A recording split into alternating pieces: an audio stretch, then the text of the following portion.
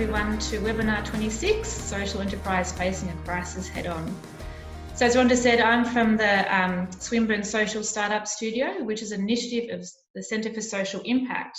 So the Centre for Social Impact is a collaboration of 3 universities, University of New South Wales, University of Swinburne University and the University of WA. CSI is an Australian research and education body created in 2008. And our purpose is to catalyse positive social change and to help enable others to achieve social impact. And just a little bit about the studio for those of you who don't know. So the studio is an initiative of the Centre for Social Impact Swinburne, and we work with early stage social enterprise to support them to start up and implement their social enterprise idea. Our program support has been informed through years of experience working with social enterprise, and also through a foundational piece of research in which we interviewed 11 social entrepreneurs about their startup experience and key insights into what contributed to their startup success. What's emerged is a unique approach to startup, one that we are constantly testing and adapting, and which will be shared freely with the social enterprise sector. We are currently working with 6 social enterprises and have opened what we're calling the Studio Clinics, one-on-one support for existing social enterprise who are experiencing negative impacts as a result of the COVID-19 crisis. So to get to our session today, I'm joined by Loretta Bolton, co-founder and CEO of Free2Feed. Free2Feed was part of our foundational research, and we have been working with them in the clinics. Loretta is going to share with us her experience leading a social enterprise through economic and social challenges created for the COVID-19 crisis, and how she and Free2Feed have re-engineered their business model to adapt to the changing conditions. Welcome, Loretta. Thank you, Kate, and thanks for being here, everyone. Great. So, Loretta, tell us a bit about Free2Feed, maybe how you started and what you had achieved prior to the COVID-19 crisis. Sure. So Free2Feed is a Melbourne-based social enterprise empowering refugees and people seeking asylum through the delivery of shared food experiences. So we exist because refugees and people seeking asylum in Australia are experiencing significant barriers to social and economic inclusion, which really negatively impacts their ability to transition into being included community members, and it really negatively impacts their well-being and their recovery after years and years of upheaval. So Free2Feed was born about 4 years ago out of, I guess, my own work experience in the humanitarian and refugee sector. So, working with some of the leading bigger NGOs in supporting new arrivals when they were starting to try to find their feet. So looking for housing and looking for social support. So, I had about a decade's experience working on that front line and hearing from people about the two most prevalent struggles and what that meant for them. And that was finding connection and meaningful social connections in this new place, in this foreign land, but also entering the workforce and having their work experiences or life experiences validated through employment. So. Yeah, and how were the last 4 years? I mean, how did you find establishing Free2Feed? And obviously, you had deep experience in the kind of social aspect of it and the mission of Free2Feed, but then you had to build an enterprising business. So how did? That's right. Yes. So look, it's been about 4.5 years, and the impact or the achievements have been really great. We're feeling really proud. So what we do at Free2Feed is that we use an employment model. So we provide new arrivals with employment experiences in the food and hospitality sector through a really vibrant cooking school, through an events program, and through catering that engages with private individuals, but also works with corporates. So and we work in a trauma-sensitive workplace, and I guess, so just to kind of complexify what you said a little bit more, Kate, at beginning Free to Feed, I was not only, so I had the sort of social knowledge, or the knowledge of working directly on the front line, but I had to very quickly learn some fundamentals about business, but also about hospitality and food, and within Melbourne, that is no, I could not take that challenge lightly, because people's expectations are very high about the quality of food and food experiences. So a really steep learning curve. In terms of, we've been incredibly busy establishing, these food enterprises. We're running 2 commercial kitchen and event sites. We've really proudly have provided about $500,000 in wages to people seeking asylum over the last few years.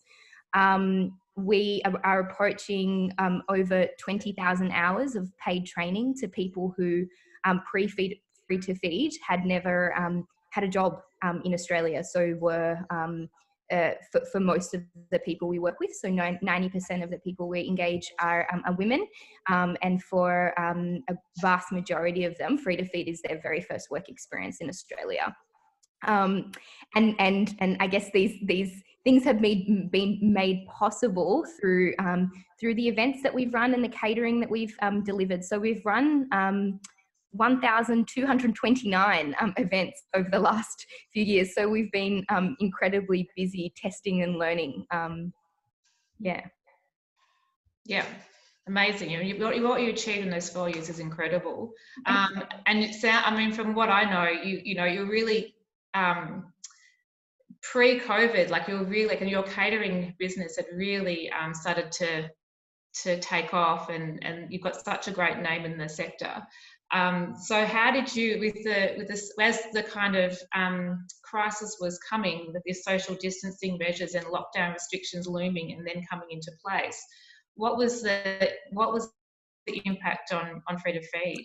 So I remember sitting in my board meeting it must have been the March board meeting, or I think it was very early in the month, where we were so proud about, the achievements, particularly, November and December were some of our biggest impact months, and even March. So our sort of trajectory and what we were hoping with Free to Feed was really being realized. It was coming true, and it was almost like we had to start to reevaluate what our measures of success were. We could complexify them, and perhaps they weren't even ambitious enough. So the response from the local community, both as attendees at our events, as an audience who's engaged on social media, as procurement managers, as that support has been really overwhelming. So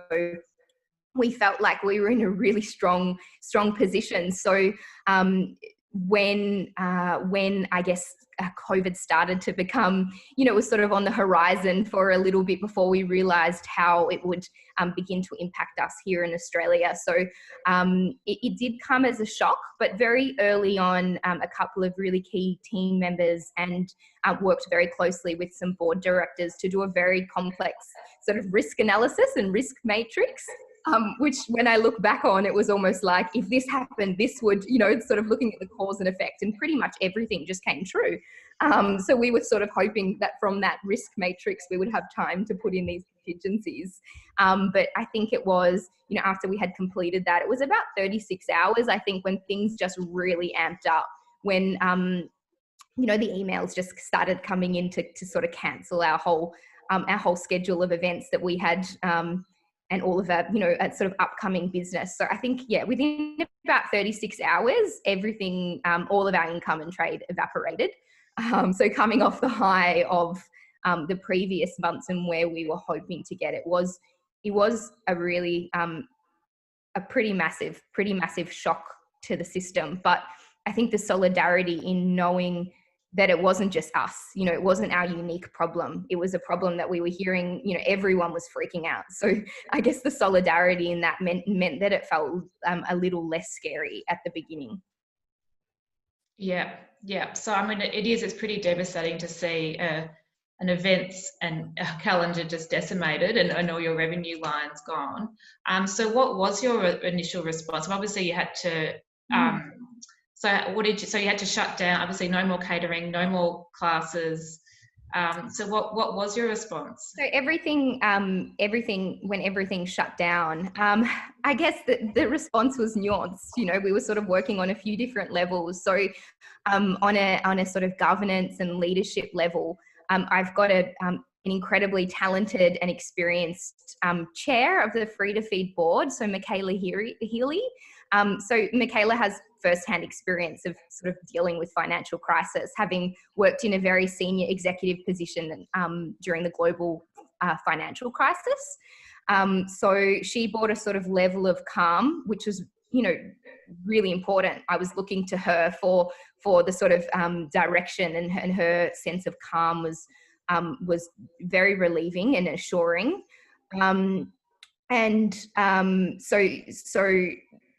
And I guess on an impact level, thinking about our participants was something that you know, very immediately became you know, a crisis.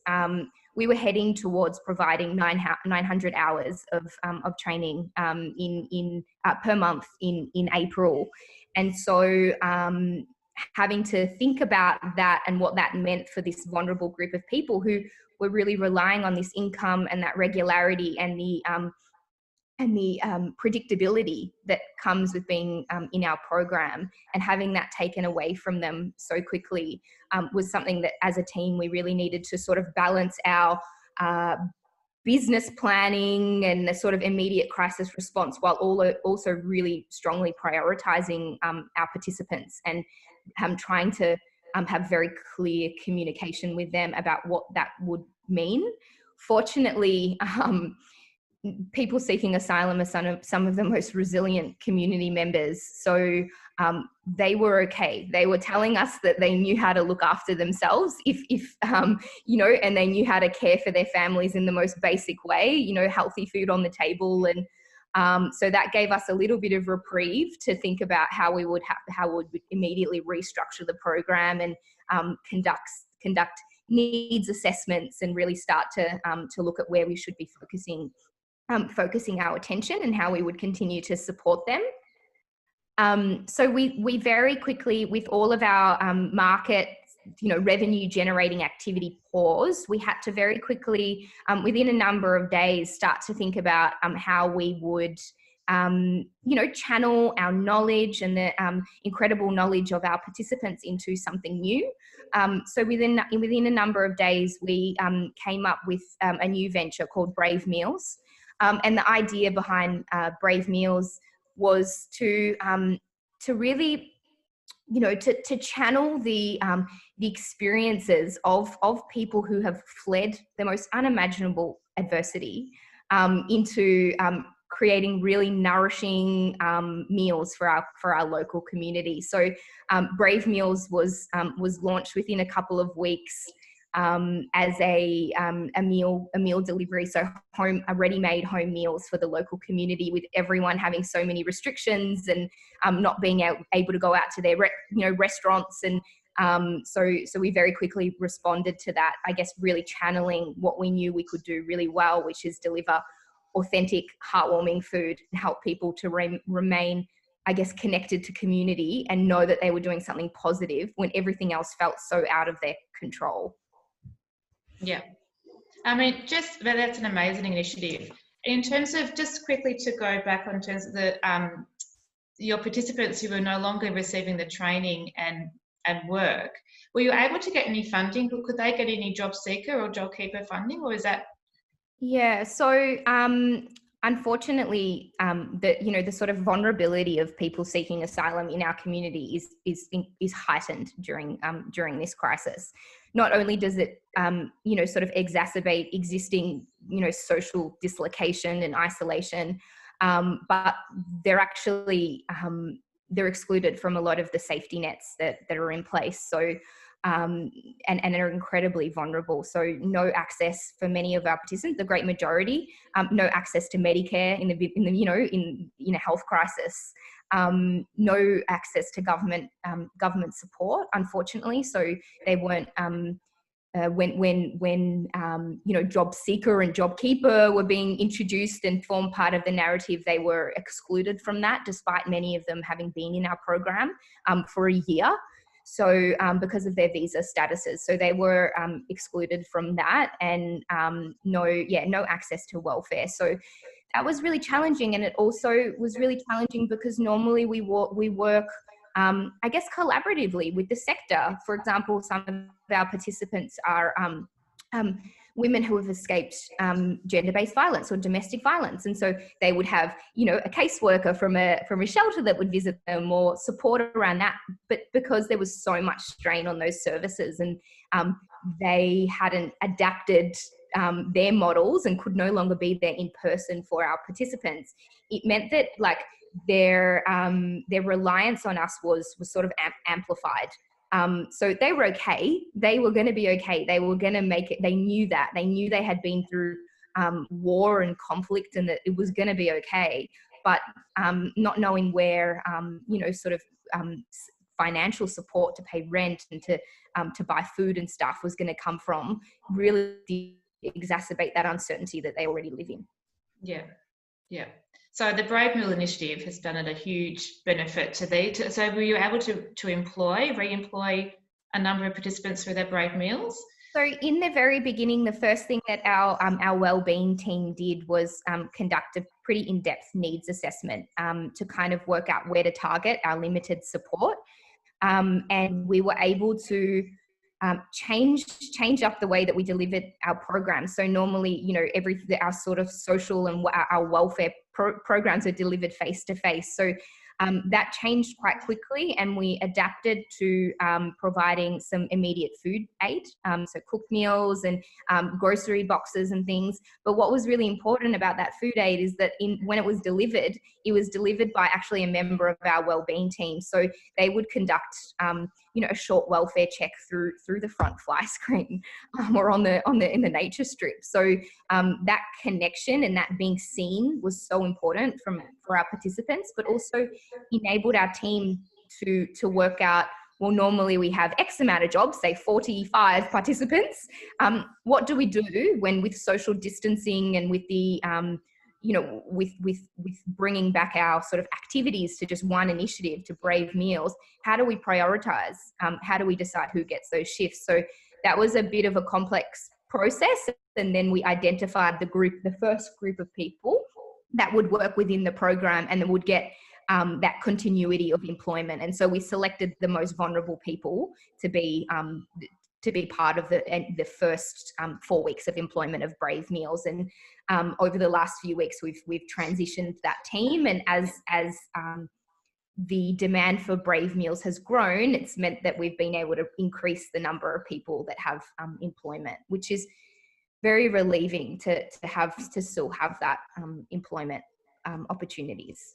Mm. And so what's been the take up of Brave Meals in the community? How's it going? I feel so, I don't know how many people are tuning in from Melbourne, and I'm sure there's this same sentiment across Australia, but we have such an empathetic and supportive and values-led community, and we felt that from day one in Melbourne. And it's been exactly the same with Brave Meals. Really interestingly, although our classes and events were disbanded, our digital engagement has been incredibly high. It's been the highest that we've seen. The amount of website traffic and engagement with our advocacy on social media has been massive. So people were right there, ready for us. And as soon as they got wind of the fact that we were going to launch something, the EOI rate, so the amount of people that said, we want in, we want to know when this comes out, we're here for you, was, it was something like 90% of people on our mailing list said, we want in. So the response to Brave Meals has been very, people have been really supportive. And I like to think that it's that, that mix, Kate, of not just empathy and support for us at Free to Feed, but that we're actually also delivering a service or providing meals that are of such a high standard.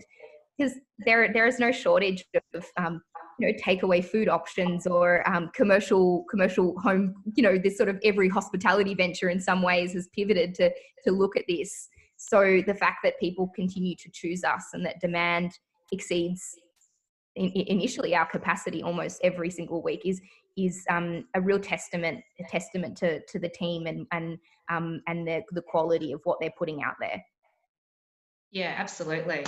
Well, as we know, I mean, it has to be people in a social enterprise context, they're going to buy for impact, but also it has to be incredibly hhh quality or equally as good quality as the commercial offering. So yeah, it's a real testament to you. And it wasn't that we were without challenges. The strain on in the context of our workplace changing, people's hours being reduced, scope of roles changing. It was a high pressure environment, and then to add the emotional weight and burden of knowing that we had to get this right to actually support the livelihoods of vulnerable people. That's quite it's a big burden to carry. So it was really, really hard. And the first couple of weeks we were it was testing us. We had to get delivery routes, perfect them. We had to perfect a whole new product line. And, sometimes we didn't get it right, and we were able to really quickly look at the feedback that wasn't where we wanted it to be and try to come up with, win back strategies to make sure that anyone that didn't, whose expectations weren't met, we had to be creative. We delivered cake to people who perhaps weren't happy with the curry in week 1 so that we could, encourage them to support us in week 3. We were really trying to be really creative, but really think about every single person that, beyond the sales figures, who are these people that have chosen to choose us above, other hospitality ventures or other social enterprises, and how do we nurture them, give them things, give them recipes, and look after them, because they were the difference between, staying afloat or not. And they continue to be. Absolutely. And as we're seeing amazing response from you guys, and as we're seeing, and some of the work that we've been doing together in the studio clinics is mapping out the way out, I guess, as restrictions are slowly lifting, but then sort of mapping out what does the short or medium term future look like for Free to Feed, and understanding that, the impact on your revenue model and your cash flow, and I guess the complexity and all the sort of financial forecasting that in an environment which we don't understand what's really going to happen. How have you managed that? It's been so hard. I think I'm not alone. I think anyone that's trying to make plans at the moment is really challenged. You almost have to, sort of make sort of bold guesses of what the future is going to look like. So we've had a few. One of our approaches, I guess, is to look at who we want to be when we evolve. So it's actually an opportunity to critically evaluate the way that we were doing things, and also prioritize, improvement projects, and, really, really nailing that M&E framework, and, all of these things that we didn't have time to work on. So they've taken up a bulk of our energy and focus of trying to be stronger when we emerge. But in terms of the modeling and forecasting, it's been so critically important, and the models have changed so quickly that I think the advice that we got from one of our directors, and even through you, Kate, is to kind of map out a few different scenarios. And I think what's been most interesting for me is charting our path forward and thinking about what's optimism at the moment, and how to put that, how to transition that into numbers and impact targets. But then I think one of the best things that you did for us, Kate, is to provoke us to be a little more optimistic, because we were optimistic but so incredibly nervous that perhaps our confidence in returning to where we had been was, quite low. So over the last sort of week or two, I've been trying to really kind of channel what we were looking at and the successes we were having a few months ago, and try to really bring that optimism into the modeling. So we're not, so that we can try to chart a path kind of hopefully back to where we were, which is, a really good pace of growth, and really, impact wise, really building on the program and the quality of the program. So I'd like to think that we're being slightly more ambitious and trying to chart that out a little bit, but it is just modeling and remodeling. And so having your support, Kate, but also our directors are prepared to be quite hands-on. They're prepared to sit with us in a working group meeting and test our assumptions and help us to analyze, sort of energy over output and all of these little things. It's been so helpful. And I and my leadership team, we thrive on that collaboration. So having not just being stuck in a room and going and, trying to, chart a path forward alone, but using expertise such as yourself, Kate, and really talking to as many people as we can, because each conversation adds like a layer of complexity and thoughtfulness, and helps us to then feel a bit more confident in charting our path forward. Yeah, it's a credit to you as a management team, but also to a well-formed board that is able to kind of provide that oversight and strategy support. I think it's a really important factor in your success, but also obviously your ability to manage and engage with that board, and then, transmit it down to a really engaged team of people at Free to Feed. I think when you have, what I've found is having a sign of having a really great board, and is that when I have a challenge, or when I am making a core decision at Free to Feed, I don't feel any apprehension in involving the board in that, in that complexity. I don't try to go to them with ready-made answers, because I think their wisdom and where they can really add value is actually in shaping the decisions and allowing, being a sounding board. And I think one of the questions that the chair of my board, Michaela, asks quite frequently is, do you want me to be a coach or a mentor in this? So should I help you with what I think is the answer, or do you want me to help you to arrive at that answer? And I really appreciate having a group of really wise and caring and empathetic professionals to help play that role. Because as you said earlier, Kate, I don't have an MBA, and don't come from a background in hospitality management. So this is all new. So I'm learning so much from the leaders around me. That's fabulous. So thank you so much, Loretta. I just want to throw it out to questions. I haven't really been moderating. We've got a quite a bit of time left, but I'd really be interested to see whether there's anyone out there who'd like to ask questions of Loretta. Maybe Rhonda, do you have? Yeah, we've actually had a few questions, so thanks everyone. But feel free to contribute more to the chat feed. So I might just get on and ask a few of those questions, Kate. Loretta, they're mostly for you. What inspired you to start Free to Feed? What was that moment for you? That's a really long story, and I'm conscious of time.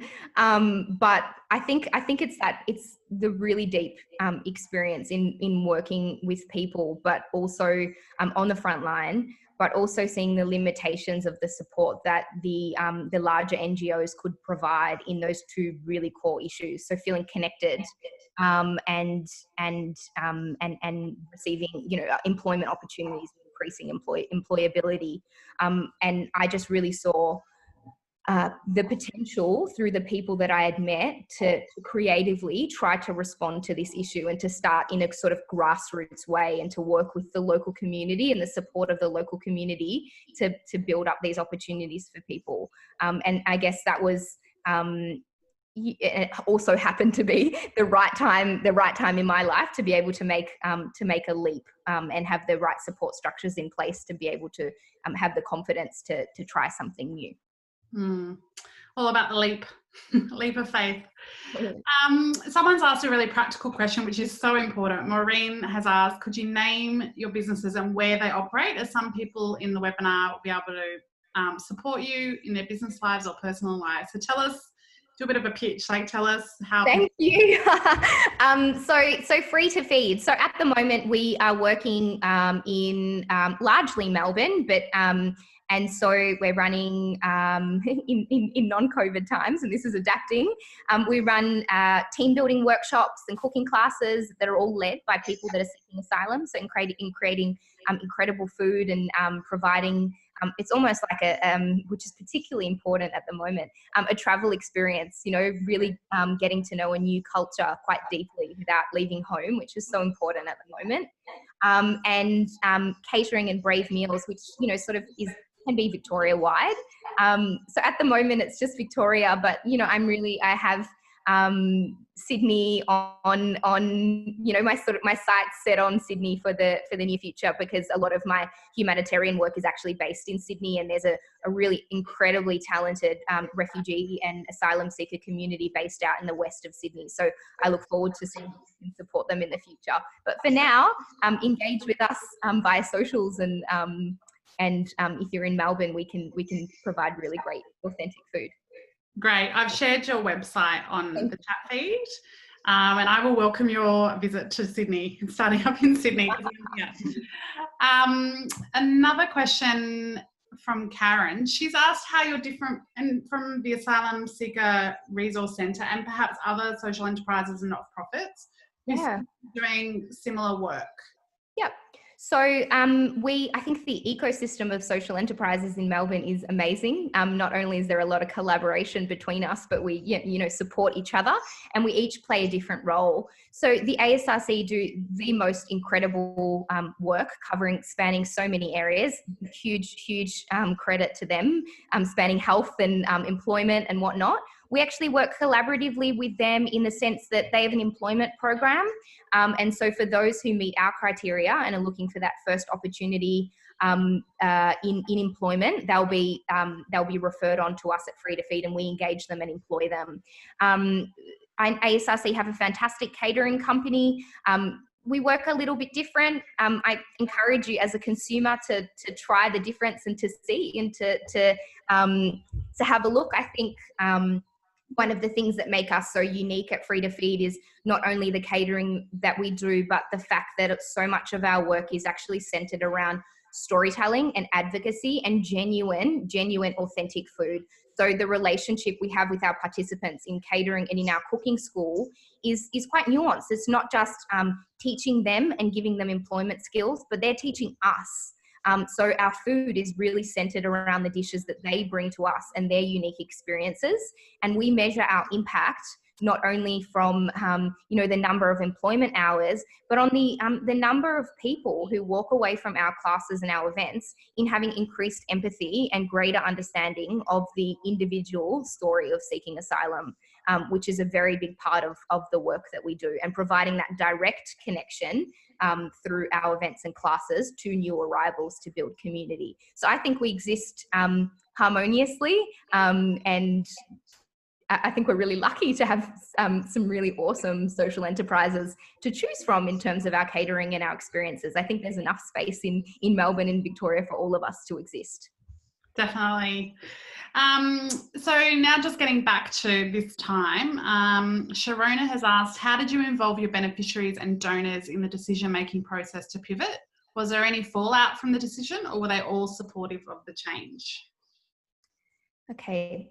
So our donors, again, I feel really fortunate to have such supportive donors, many of whom have been providing support for our programs for a number of years. So I have tried my best to actually keep them up to date the whole way through. So articulating what the initial crisis meant for us, and then trying to, let them know how our programs had evolved, what welfare and what well-being was looking like, and just trying to really keep them in the loop. We had some really excellent supporters that put their hand up early on that said to provide additional funding to allow us to be creative and to pivot and to kind of monitor cash flow. So that's been phenomenal. In terms of funding, I think most of our funding goals will be achieved. It will just be about the time frame. So having really open conversations about, potentially extending some grants by a couple of months. And I've found that our donors have been incredibly supportive and have not wanted to put any additional pressure or barriers in the way of helping us to kind of, work our way through and out of this situation. In terms of our participants, they are very, very involved in our decision making. So we engage with them digitally in a group. What we developed at Brave Meals and what we continue to do each week is actually the relationship is very close with the participants in that they need to inform it's almost like teaching our head chefs how to cook their traditional food. So they are like fully informed in what the end product should look like, what it should feel like. With every meal that we provide, we try to draw on a little bit of their story and their wisdom through that. So they work with us in terms of storytelling and working out what wisdom they want to impart with our Brave Meals with the local community. And they give feedback. When our food aid packs weren't culturally sensitive enough, they told us what ingredients they wanted and we adapted. So we're in constant communication, and working with, a group of say 35 to 40 participants means that we can actually get that direct feedback. Your storytelling is really wonderful, I must say. I was looking at some of it yesterday. It's fantastic the way that you tell the stories of your participants. Well, they've got the most incredible stories of resilience and courage and culture. So it's so easy. It's a great testament to them and their strength. Excellent. Kate has got 2 questions for you. What skills and capabilities within Free to Feed do you think allowed you to adapt so quickly and effectively in the face of a crisis? And has your team learnt anything that they'll adopt into business practice when life returns to normal, whatever that may be? Okay. So the first part on the team, as I was sort of mentioning earlier, we were really starting to see, great demand for the work that we were doing and for the services and products that we were providing the community. And so that meant it gave, actually late last year, our board of directors and myself the confidence to really bolster some of the key roles in the team. So, and with some recent funding, we've been able to have really excellent marketing expertise. So marketing at Free to Feed looks a little bit different to a traditional marketing role, but having really strong experience there, having an incredibly talented head chef, so quite a senior position in the organization, and a couple of team members that are very talented in biz dev and sales, meant that they were just able to sort of work together really quickly. There was a whole, a very functional, sort of high performing team that were ready to go. And I think a majority of them got that initial, boost of adrenaline, which meant that they were quite motivated to make things work, because they were thinking not only about Free to Feed, but this was how creative and how quickly they could respond would determine how we could hold on to staff and what our team would look like into the future. So they were very motivated, and there is a really strong team there. Excellent. And is there anything that you'll keep post-COVID? Yeah, I think our sort of modelling and our streams and will look a little bit different. We've learnt so much and enjoyed Brave Meals and the response to that we might continue that, but perhaps move it to a midweek thing. There's quite a lot of learnings, but also some of the engagement of our participants. So some of the digital channels that they're using to connect with each other that were born out of this crisis, we hope to continue, because they're now connecting and supporting one another rather than just through Free to Feed. So that's a really an excellent thing we want to hold on to. Yeah, that's definitely awesome. From Chris, could you tell us a bit more about the business model, i.e. costs and income, and how you assess and maximise your social impact while maintaining financial viability? That's a really big question. So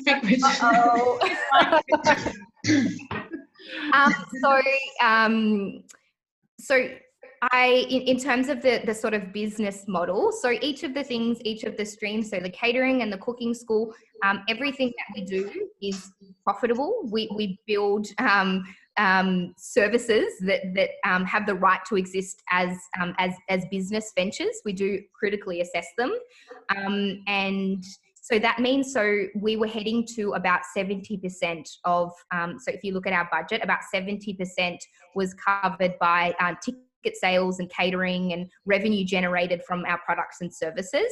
And so that gap, about 30%, is really the costs that are not very business savvy. So they're the program costs. So we've got a community manager, a couple of people that are counselling trained, trauma informed, wellbeing managers. We provide paid transport for the women in our program so they can safely travel to and from work. A lot of the training we provide is upfront is not productive. We let all of our participants, we pair that they work in pairs. So perhaps in a commercial venture, if it was more productive for one person to work with a chef, then we'd go ahead with that. But we make decisions, and that 30% in that gap where we seek funding is because we make decisions that are in the best interest of our program, and we prioritize well-being, which means sometimes those decisions aren't business oriented decisions. They're program decisions to support the people we work with. We run reflective practice sessions with external practitioners, a lot of professional development training for our team around trauma sensitivity. These things wouldn't exist in a traditional business model. And for me, that really justifies that gap and why we go out to seek funding. So that's a little bit about the mix. I hope that answered that question. A question here, change in tact here. What's your experience been in participating in the new collaborative partnership, Moving Feast? And if you could perhaps tell everyone a bit about Moving Feast. I've seen a bit about it, but that's a Victoria-based initiative, I think, isn't it? Yeah, so Moving Feast is wonderful. I encourage you all to Google it and to have a look. Founded initially, spearheaded by Rebecca Scott, so the CEO and founder of Street. She's brought together a group of very strong social enterprises who work within food systems and are looking for, I guess, using this as an opportunity, what's happening now, to address food insecurity into the future and to evaluate the way that our food systems work. So a lot of the players in Moving Feast are food systems oriented, and Free to Feed is a part of Moving Feast in terms of, I guess, one of the powers of what we do and how we fit in is really imagining a future where people seeking asylum are a core part of the food system. And some of the aid work that we're doing at the moment in supporting the refugee community with ready-made meals and in this crisis period is part of Moving Feast. And so it's really great to just be able to work so collaboratively with some very talented social entrepreneurs and enterprises. And fortunately, through Moving Feast, we've just gotten our first grant to help us to continue doing the food aid that we're providing to our participants, which is so great to be able to see that support and to have Beck out there supporting for us and rallying funds and, reimagining what the future of food can look like, which is very exciting. Wonderful. That sounds so good. Another question here from Karen. How long does each person have employment with you before they move on to other opportunities? Yeah. So our program is quite long, and I think that's what differs from other a lot of other programs where there might be like 6 weeks or sort of 12 weeks. We actually work with people quite in depth for about a year. And I guess what we're looking for and some of the things that we measure are increases in confidence, increase in a sense of self-worth, social connections, and a sense of safety and settling here, which is not something we find can be achieved within a short program. And that's because of the dual impact that we're going for around social connectivity as well as economic inclusion. And so we've designed a program that is quite long. Okay. We've got another question here. I actually have one myself, but if anyone else wants to ask a question, feel free to in the chat feed. This one's from Rihanna. Going back to Moving Feast, from what I heard about Moving Feast, a really important part of that was the strong relationships, collaboration that exists in the social enterprise sector in Melbourne. What do you think are the key things that have built that really strong network in the Melbourne sector? Mm-hmm. It's a really good question. I'm not 100% sure I'm qualified to answer that.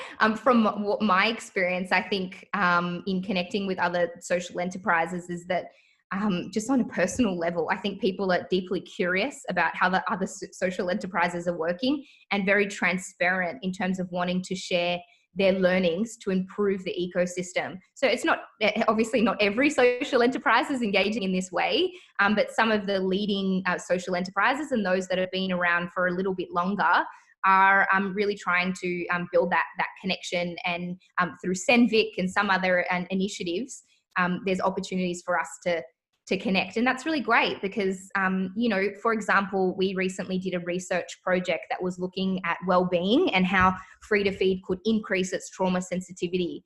And so in that research project, we worked with Homey. So we worked to really understand their program and how what well-being means for them. But then we also connected with Kate at Street, which is to really learn about what they had learned and how trauma informed their program is. And that openness and transparency to engage and participate in that research is just one example of us, being open and wanting to sort of build on each other. And, there is an element of competition, but particularly in the catering space. But I happen to think that at the moment, we all have such a unique proposition that consumers know what they want and they'll choose between us depending on what they're looking for. And I'm okay with that because the impact that some of the other social enterprises are having is phenomenal. And it's so great to be in that ecosystem with them. It sparked another question for Rihanna. Do you track employment outcomes once someone has finished their training involvement with Free to Feed? And do you have any advice for how to track those longer timed outcomes? That's actually a big area of ours, of how to get the right model of evaluation post-program. We're still working on it. We're not experts. And I think we've got a fair bit of work to do there to continue tracking. A big focus of our program in the past was looking at how people could take what they learned at Free to Feed and transition that into their own enterprises. And so we focused a lot on measuring that. And there's been some incredible success with some of our participants going on to start their own social enterprises and food businesses. And the stats there are really great. And there's some that are sort of within the social enterprise ecosystem now. I think now our biggest challenge is with the situation with COVID is actually going to require us to completely reevaluate our approach for transition. Previously having a reliance on hospitality, really putting their hands up and, taking people on and taking that risk.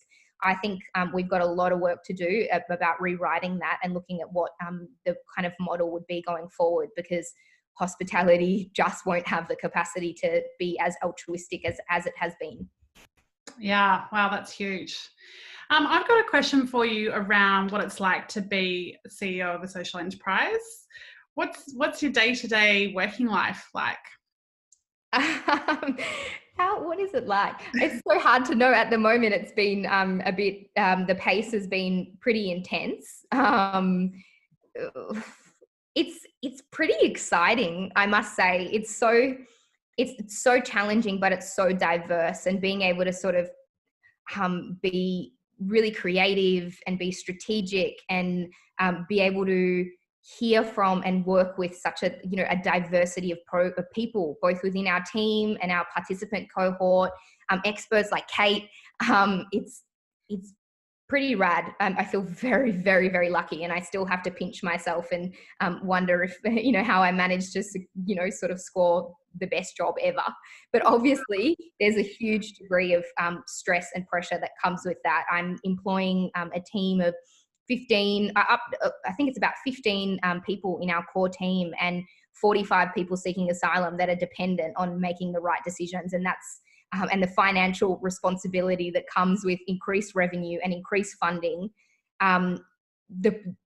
It's a lot of pressure. So, you know, equal parts pressure and equal parts the best job. Thank you for asking. Good job. Kate, do you have any other questions? Because there's no more in the chat feed unless someone wants to come in with a last minute one. We've got about 5 minutes left. Do you have any other? Oh, Chris. Hi, Chris. We've got a little bit of time just to slip in a last one. Sure. Thanks very much, Loretta. That was really interesting and lots to think about.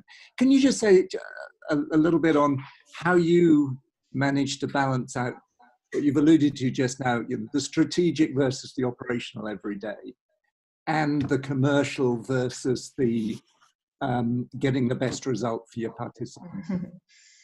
Really good questions. I feel like you've been doing some very good research. So the first, strategic versus operational, I was very much in the operations for the first year. It was pretty much entirely dependent on me. And I think as the team has grown and the talent that we've been able to attract in core positions in the team mean that I actually have no operational involvement at all anymore. If I attend an event or an experience or go into the kitchen, it's purely for my own, connectivity with the organisation and the activities we're doing. And that is only possible because of really key roles being filled and having very talented, passionate, values-led people in the team. In terms of the commercial, that is like for any, I could imagine for any social enterprise, and always a massive challenge. And I encourage people to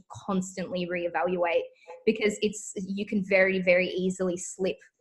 You can prioritize a business outcome or the volume of something, but see the social impact slip so easily. So one of the ways, and I'm constantly having to reevaluate this, and that I think that's the only way that I can feel that there's integrity in the decisions that we make.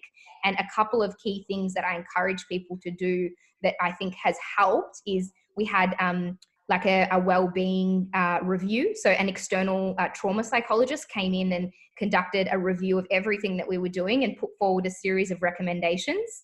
And so we're sort of slowly working through those recommendations. And I can imagine in 12 months' time, we'll have to do the same thing again. But having a program, so at the moment, we're about to go into a period of recruitment.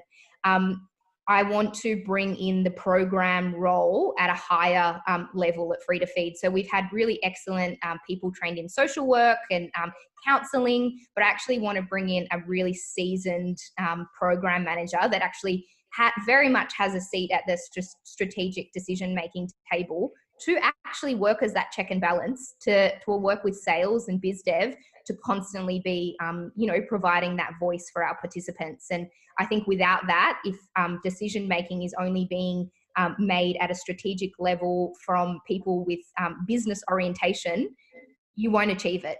You won't strike that right balance. So work in progress. Thank you very much. Excellent. It looks like there's a job going for any program managers out there. Hey, do you have anything else? No, are there any more questions? I think we've run out of time, haven't we? We have. Yeah, I just wanted to say thank you to Loretta for being so open and sharing your story. And I've worked with Loretta through my time at Social Traders and now as part of the studio. And that question around the CEO role, again, we talk a lot about the hybridity of social enterprise and balancing the need for deep social impact with the commercial trading model. And Loretta does it so beautifully and executes it and has it. And I just think anytime that you've needed help and support, you've reached out. And I think that's a credit to you in terms of the work we've done around understanding your numbers so that you can balance that social and impact. I think, a lot of the work that I talked about yesterday in the financial intelligence so a webinar, like we did with Loretta, and I think that, I think your aptitude and adaptability that we talked about in the studio as well is really outstanding. And I really want to thank you for sharing your story with everyone. And thanks for everyone for coming along.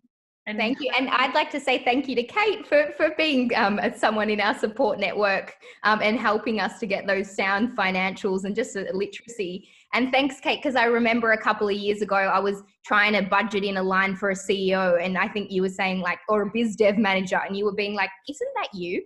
So thank you. No worries.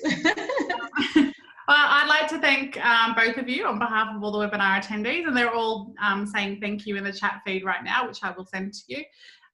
Thanks for being part of Impact 2020. I've really enjoyed that, Loretta. I love your energy, and you're very open and honest and great to interview. I encourage everyone to visit impact2020.online. We've got another 8 webinars to go. I'm not counting the days at all. And I hope you can get along to some of them. Thanks, everyone. Bye-bye.